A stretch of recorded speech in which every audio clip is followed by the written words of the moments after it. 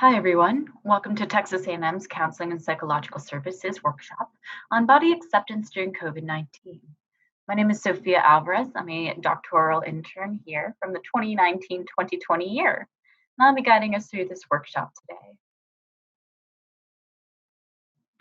So obviously, there's a lot going on during these unprecedented times, and no one really knows what to expect. And sometimes with all these unknowns and all these changes and adaptations that we have to work with, that creates a lot of stress for ourselves. And let's add the fact that we're at home a lot and we're not really getting out, we're not getting a whole lot of release, we're not able to go to the gym, and we're not getting that social interaction anymore. So, of course, there's a lot of needs going unmet and a lot of additional stressors. What we can do is focus on how we can take care of ourselves right now in the present. And we can do that through self care. Self care is a term that we use a lot as mental health workers. And what that means is things you can do to recharge your battery and make yourself feel good. And it can curb things like burnout, anxiety, even depression. Some things we can do for self care include connecting with our friends, and that might be via telephone or video chatting, and increasing our attentiveness to our social well being during this time. Other needs that require a lot of focus are finances, academics, our jobs, and many, many more. And it's also important to know that body changes might be stressful and generally unpleasant, but they don't have to be depending on how you regard yourself and how you regard these changes. And it's important to be kind to yourself. It's okay if your body changes, if your routine changes. It doesn't make you any less of a person or any less worthwhile. Here we see a emotional wellness wheel or a general self-care wheel, if you will, where there are various domains in which we need to attend to at different times at different degrees. And there's several domains, including emotional, intellectual, physical, social, environmental, financial, and spiritual.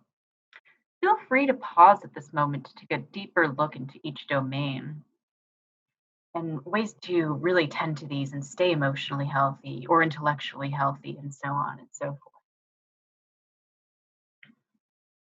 Note that you don't have to tend to each of these domains to the max at every given moment. It's more about delegating what times you can tend to each domain. It would be unrealistic to financially focus on everything or focus entirely on your social well-being or academic well-being at all times.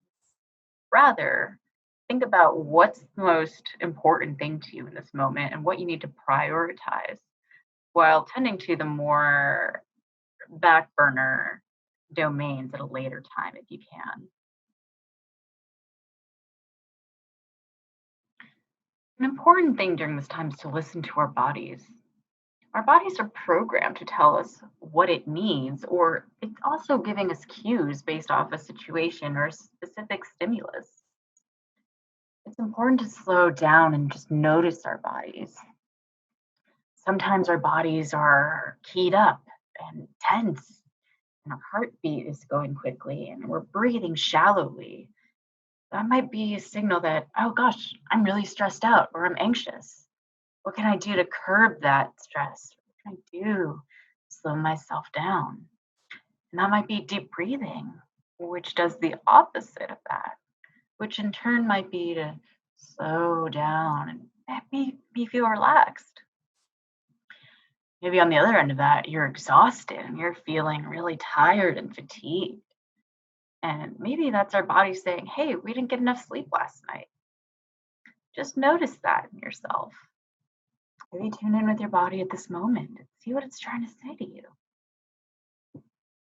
It's also really important to find balance. Notice when you're thirsty. Make sure you're drinking 8 glasses of water a day. Another important aspect during this time is intuitive eating.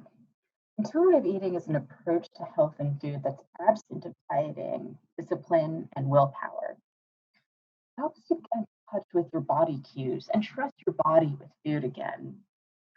Intuitive eating really relies on hunger and satiety signals to tell you when, what, and how much to eat. You want to approach eating in a way that gives yourself permission.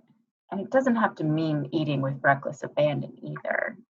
It's about what feels right for you without eating too little or maybe too much that you feel sick or uncomfortable. You want to approach food in a curious and non judgmental manner and helps you reclaim freedom to eat and enjoy the food the way we're tended to. We want to really remove the emotional value placed on food too. All foods are emotionally equal, and foods can be different. And foods don't have to make you a good or bad person, or there isn't a red colored food or a green light go food either. Also, if you tend to cope with emotions and you use food to rely on that coping, just note that emotional eating is common. And sometimes we eat for different reasons besides hunger. Food can be used as a way to self soothe, but sometimes that can be unhelpful. It can even be problematic if it's the only mechanism you have to self soothe. Something we can do during this time is to increase your coping skills for whatever emotional reasons you might rely on food. And you can refer to CAPS's self help page in order to increase that toolbox if you really don't know how to cope outside of food. Feel free to explore our Getting Unstuck or our Anxiety Toolbox workshops. During this time, many of our gyms are closed, or traditional methods of exercise might be closed as well or unavailable to us. So maybe you have to get creative with exercising. Maybe before we could play basketball, but now we can't. And so it's a matter of getting creative and maybe exploring and stretching ourselves in brand new ways. I just want to point out that exercise doesn't have to be a form of punishment. It really needs to be reframed as a way of taking care of ourselves and changing the target of exercise to maintain our body and get the movement it needs rather than I need to exercise in order to eat a certain amount or in order to lose weight. COVID might present some challenges in terms of like navigating the exercise world in a new way. However, this can be an opportunity to find new workouts and new ways to engage your bodies in ways you haven't before. You might be able to find some fun at home workout videos. You might connect with a friend and do virtual workouts. It could even be a time to learn about mindful meditation and yoga. There's also several solitary activities you can do, or socially distant activities you can do, like going on runs, walks, and bike rides. It's important to make movement about experiencing joy and not an obligation in general. I also want to point out that the relationship to your body matters. It's a journey and it doesn't have to be stagnant. Sometimes we need to prioritize other needs first, and that's okay.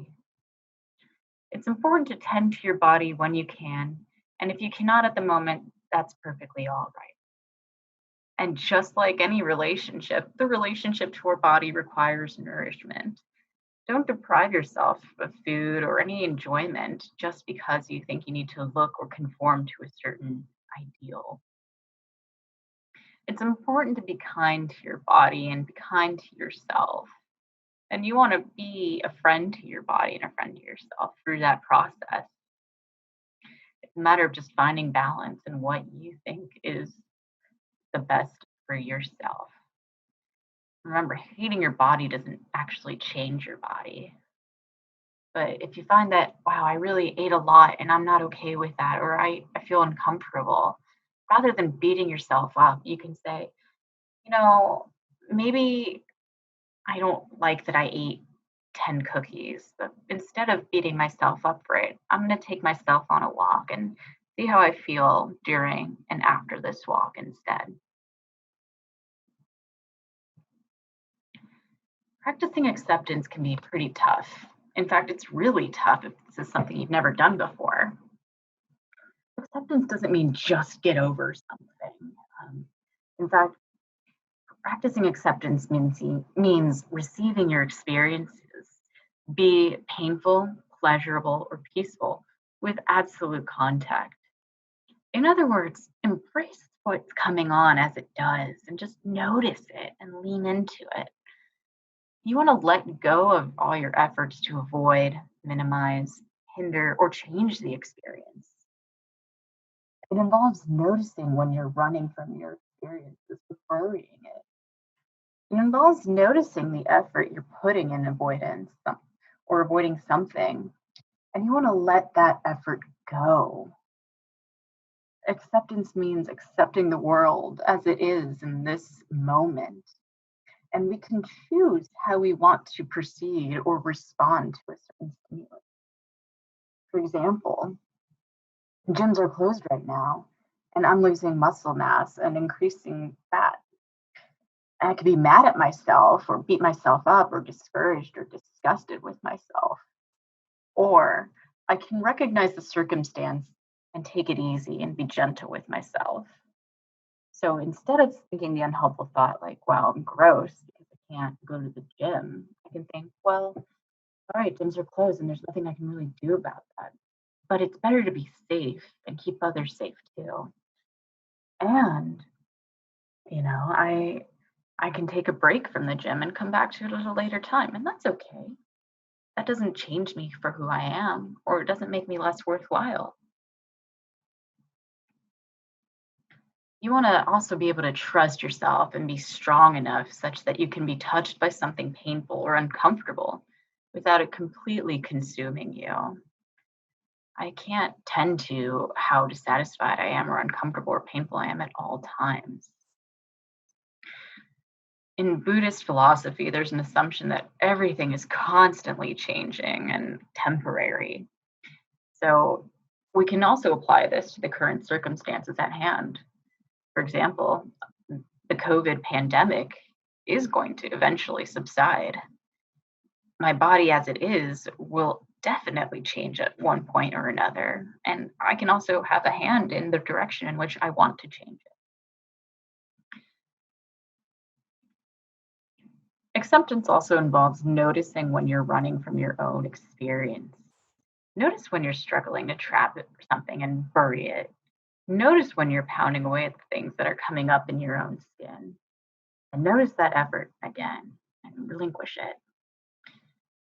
There's several meditations that you can explore that help you practice acceptance and recognize that running away or just getting over it or telling yourself to get over it isn't acceptance. Rather, notice I'm feeling a certain way. Huh, okay. But this feeling is going to pass through me and it's temporary too.